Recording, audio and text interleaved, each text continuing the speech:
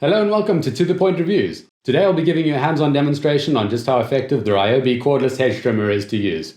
I love a good power tool, but if it's a pain to set up, it stays in the box and never gets used, right?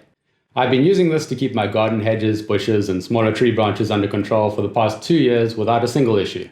I started with shears, but what a hack, and figured there's got to be a better way. So I stumbled upon these cordless hedge trimmers.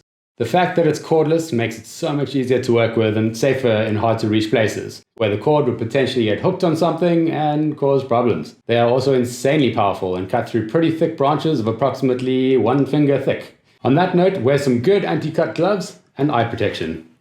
Okay, maybe that's a bit of an overkill. You get longer and shorter length trimmers, but at 22 inches this thing is powerful and melts through those trees and hedges like butter.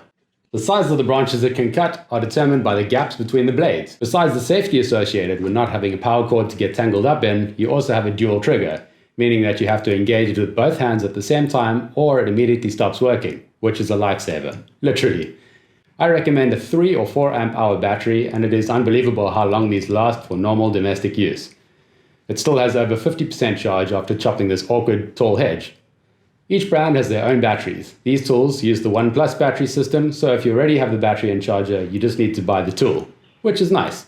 If you don't have the battery and charger, getting it will mean that you can use the One Plus system with most other cordless Ryobi power tools, like drills, leaf blowers, rooters, circular saws, etc. There's very little maintenance with electric trimmers versus petrol alternatives. Just keep it running smoothly by spraying the blades regularly with WD-40, and the self-sharpening blades will stay in good condition for ages. As mentioned before, I've had mine for a few years, so the closest Ryobi model I've found available online is linked in the description below.